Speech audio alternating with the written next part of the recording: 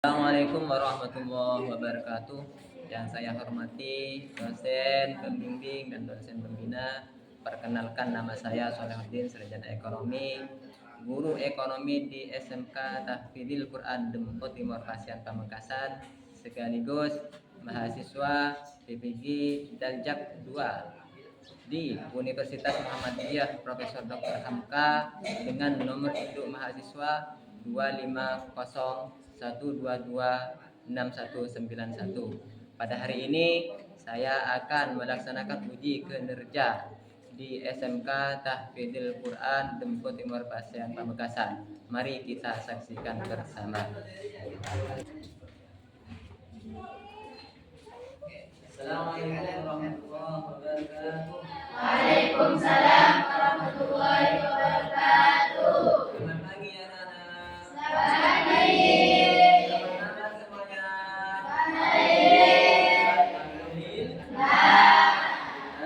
Sebelum kita mulai pelajaran, mari kita membaca doa terlebih dahulu ya.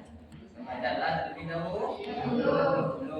Tapi sebelumnya saya minta kepada ketua kelas. Siapa ketua kelasnya di sini? Enggak, ya, enggak. Kepada ketua kelas untuk memimpin doa. Silakan ke depan.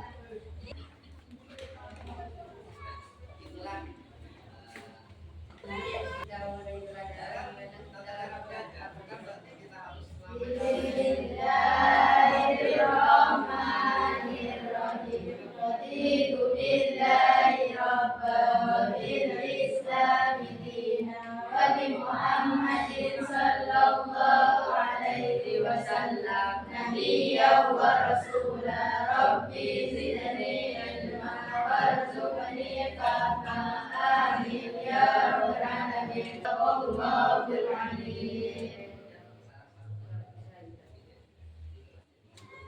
Semoga kepada ketua kelas sudah memimpin doa ya. Terlebih dahulu saya tanya.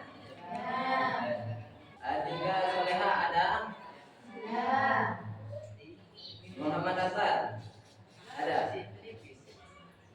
Muhammad Rizki ada?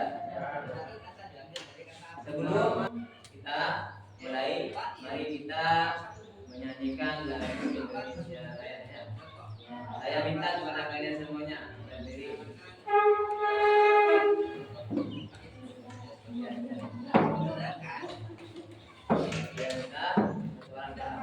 Indonesia tanah airku, tanah tumpah darahku. Indonesia yang merdeka, merdeka, hiduplah Indonesia Raya. Selanjutnya kita akan menanyakan tentang materi-materi yang sudah kita pelajari minggu. Masih ingat? Ya. Tentang apa materi yang sebelumnya? Ekonomi. Ekonomi, tentang sejarah ilmu ekonomi. Apa itu ilmu ekonomi? Ilmu yang mempelajari cara memenuhi kebutuhan hidup manusia sehingga Indonesia. Mana ilmu ekonomi di sini? Ilmu yang mempelajari kebutuhan hidup manusia. Ya, yang mana kita hidup di dunia di sini pasti membutuhkan yang namanya ilmu ekonomi. Butuh yang namanya butuh yang namanya bahan pokok. Ya. Tokoh ekonomi Indonesia yang bernama Muhammad Hatta di sini mempunyai 3 konsep. Yang pertama di sini, mengedepankan keadilan sosial. Yang kedua di sini koperasi. Yang ketiga di sini gotong royong. Ya, paham? Mana ilmu ekonomi di sini terbagi jadi 3 bagian. Yang pertama ekonomi deskriptif, yang kedua ilmu ekonomi teori, yang ketiga di sini ilmu ekonomi terapan. Apa itu ilmu ekonomi deskriptif? Ada yang tahu apa itu ilmu ekonomi deskriptif? Ada apa?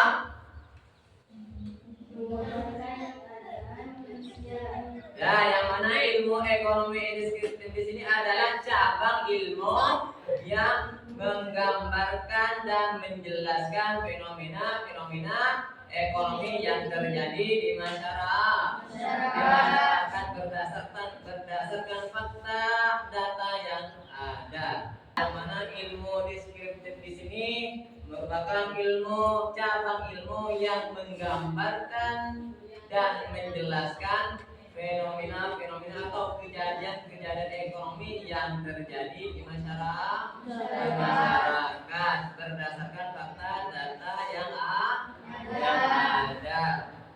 Ya, yang pertama di sini contohnya contoh dari ilmu deskriptif. Yang pertama perubahan harga kebutuhan pokok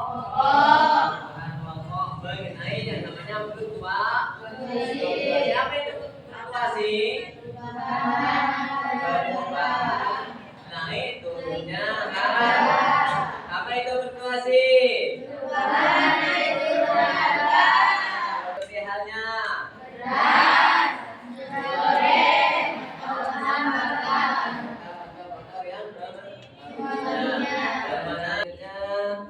yang kedua di sini ilmu ekonomi teoritis, ilmu ekonomi teoritis atau ilmu ekonomi teori.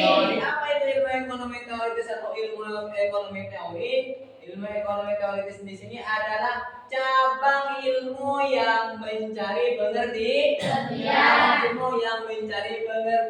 menjelaskan hubungan sebab akibat dan cara kerja sistem ekonomi. Yang mana di dalam ilmu ekonomi teoritis atau teori di sini terbagi menjadi dua bagian. Ya.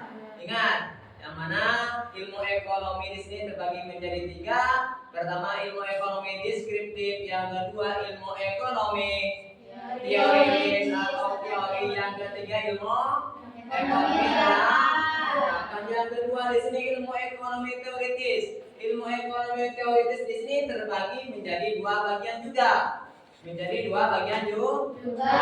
pertama ilmu ekonomi mikro, yang kedua ilmu ekonomi makro. Di dalam ekonomi mikro di sini ada teori permintaan dan penawaran.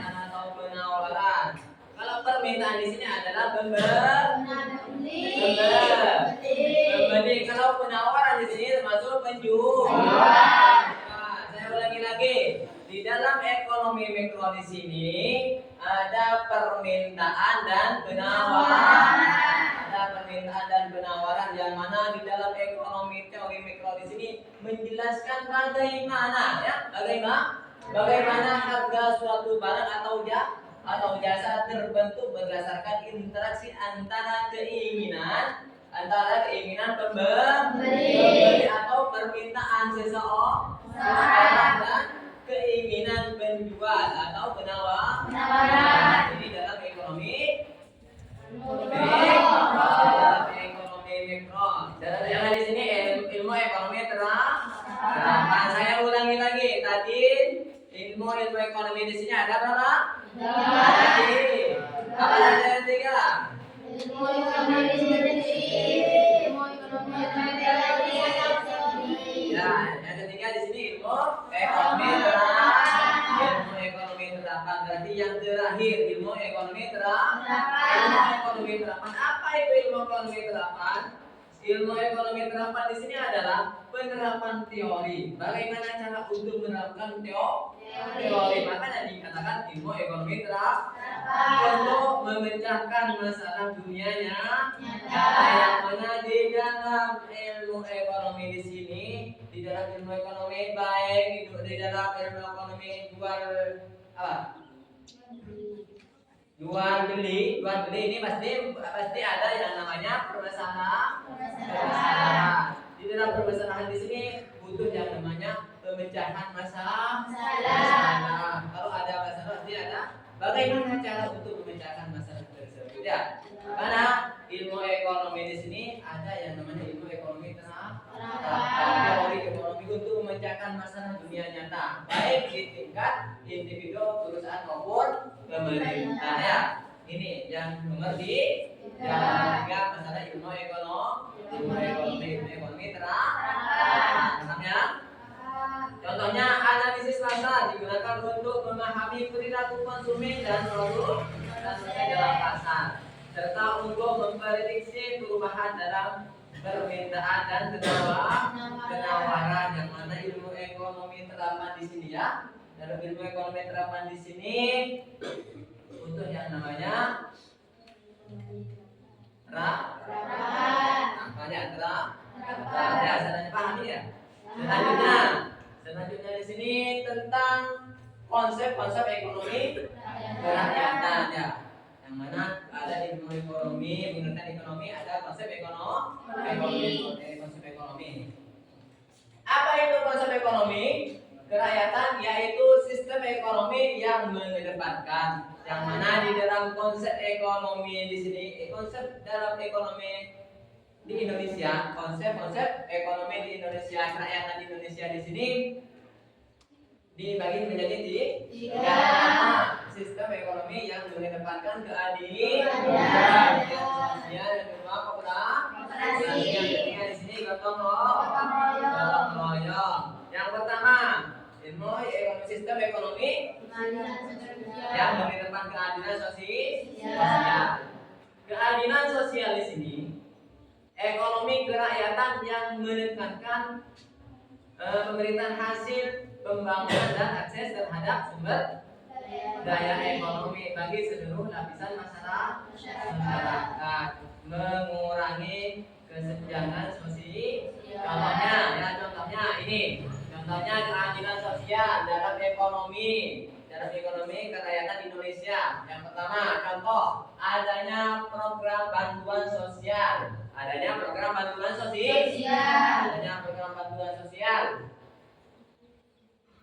Apa? Kartu Indonesia Sehat atau yang disingkat dengan KIS ya.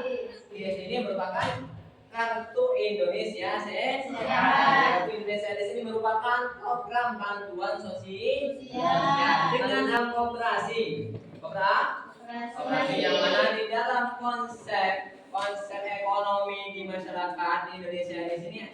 Yang kedua di sini adalah kooperasi. Apa itu kooperasi? Kooperasi di sini menjadi pilar penting ya, dalam ekonomi kerakyatan.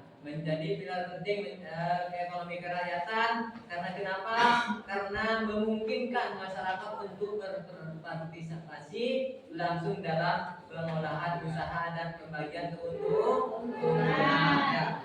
Kooperasi yang mana contohnya seperti BRT. Pak, tahu BRT? BRT di sini adalah bank pinjam meminjam. Nabung juga bisa meminjam. Yang selanjutnya gotong royong. Di dalam konsep ekonomi kerakyatan Indonesia di sini yang terakhir adalah gotong royong.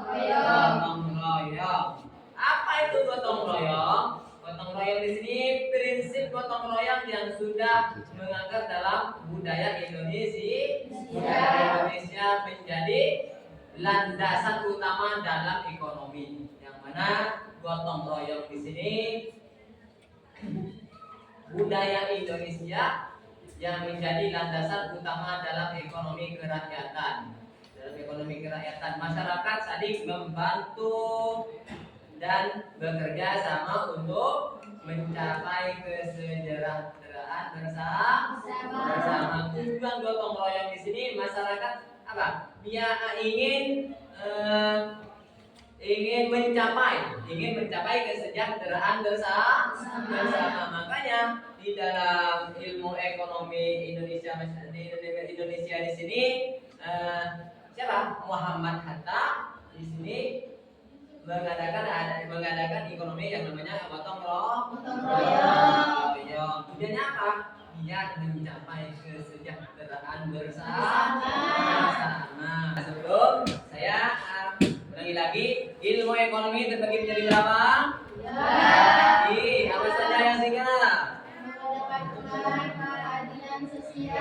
Ya. Koperasi. Koperasi yang ketiga. Gotong royong. Kerja kelompok di sini termasuk gotong royong ya. Kalian mempunyai tugas untuk mengerjakan setiap kelompok di sini merupakan gotong royong. Kalian bekerja di luar sana, membuat atau bekerja di air mineral, maka kalian di sini butuh yang namanya gotong royong. Tidak mungkin kalian di sini bekerja sendiri, tidak mungkin. Berarti yang namanya butuh yang namanya gotong royong.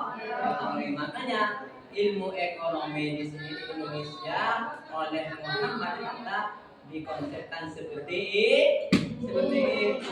Ya pertama biar apa? Yang pertama biar mengedepankan keadilan sosial. Sebelum saya membagikan beban atau welcome ini, saya akan membagi kelompok kalian semuanya. Ini dibagi menjadi 3 kelompok ya. 3 kelompok.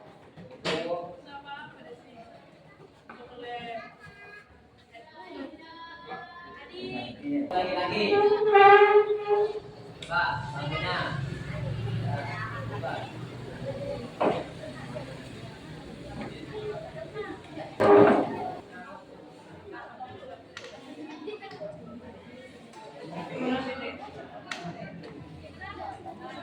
Ya, ini kerja kelompok.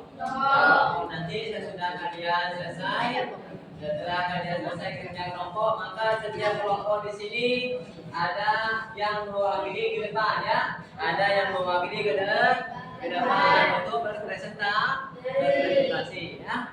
Paham?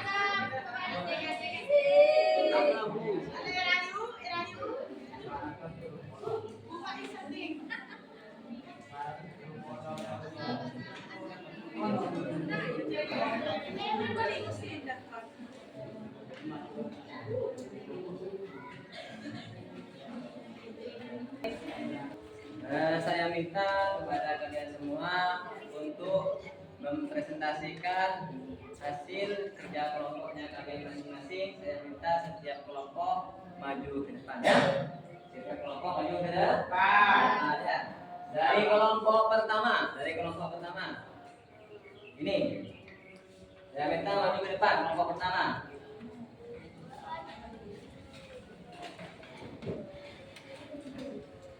Kelompok pertama di sini. Ya. Assalamualaikum warahmatullahi wabarakatuh. Waalaikumsalam warahmatullahi wabarakatuh. Saya mewakili dari kelompok 1 akan mempresentasikan hasil kerja kelompok. Hasil saya ilmu ekonomi digolongkan menjadi 3 kelompok, yaitu ilmu ekonomi deskriptif, teoritis, dan terapan. Berikut masing-masing penjelasannya. Ada yang hanya ini yang dapat saya sampaikan. Kurang lebihnya mohon maaf. Wassalamualaikum warahmatullahi wabarakatuh. Waalaikumsalam warahmatullahi wabarakatuh.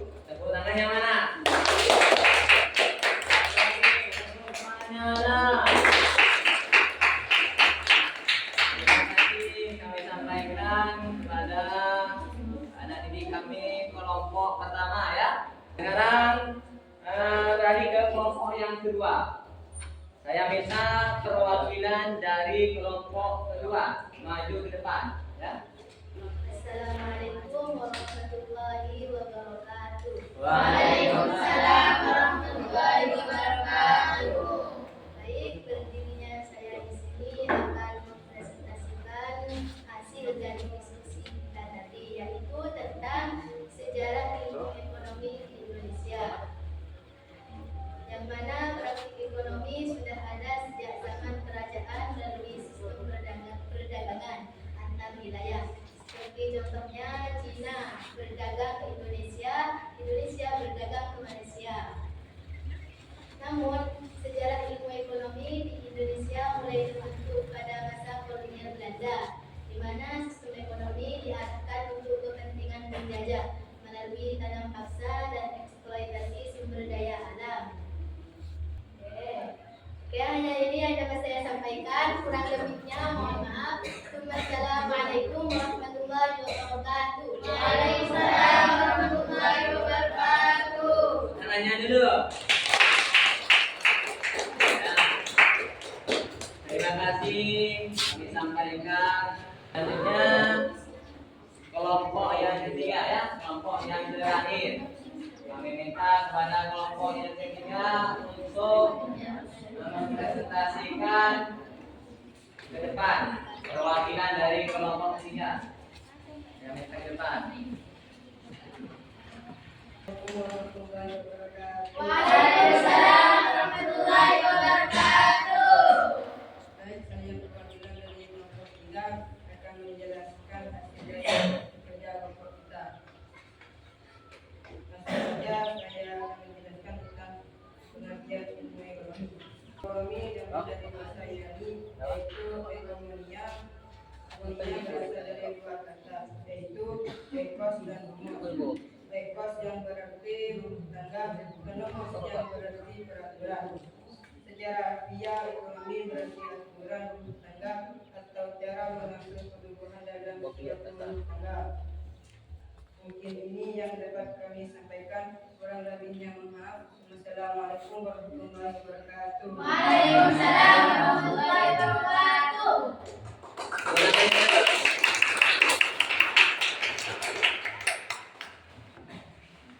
Terima kasih kepada adik-adik, siswa dan siswi yang sudah mempresentasikan ke depan kelompoknya masing-masing. Bahasa Yunani di sini aturan rumah tangga yang dibutuhkan dalam rumah tangga. Nah, paham semua?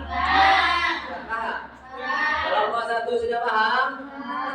Kelompok 2? Kelompok 3? Alhamdulillah. Terusnya.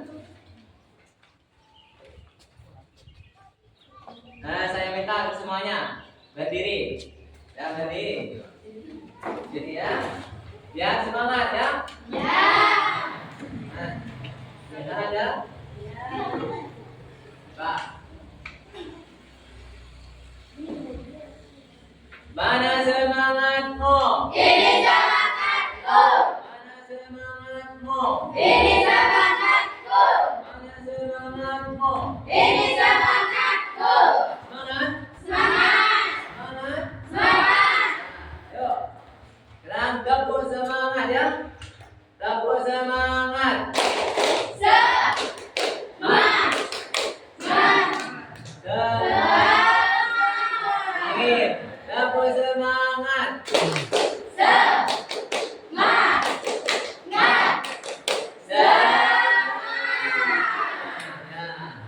Alhamdulillah ya.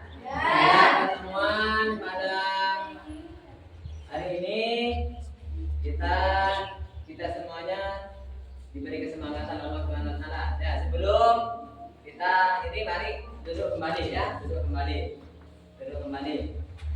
Ya, minta duduk kembali. Sudah paham semua ya? Semua tentang masalah ekonomi.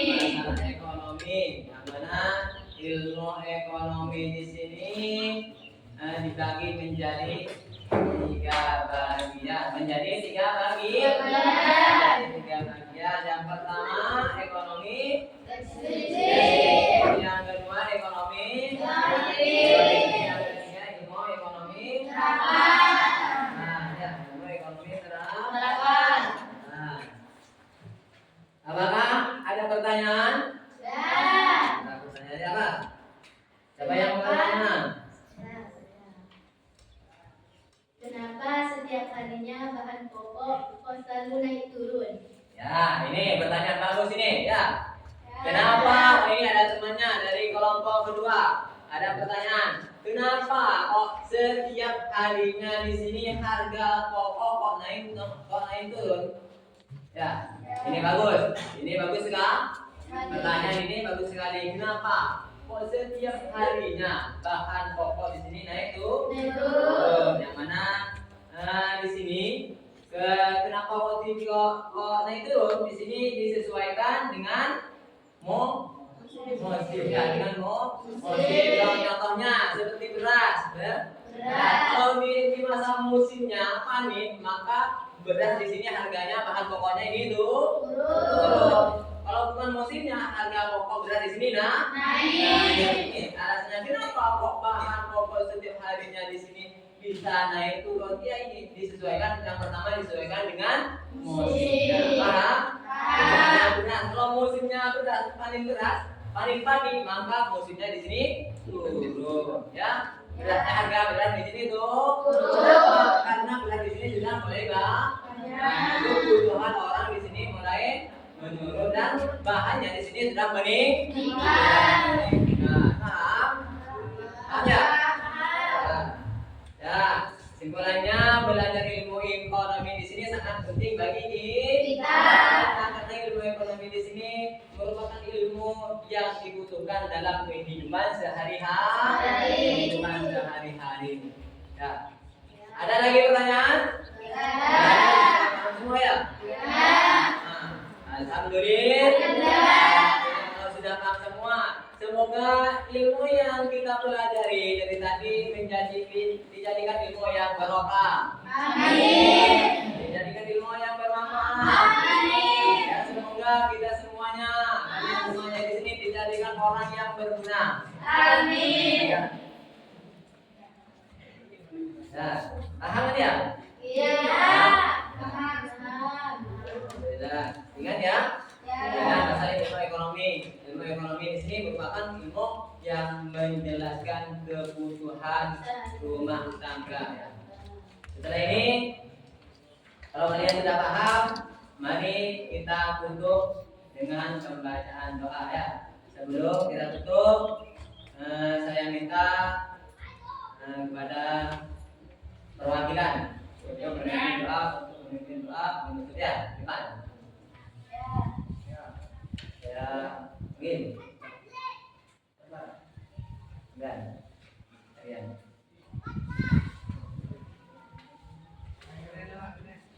Pimpin doa ya.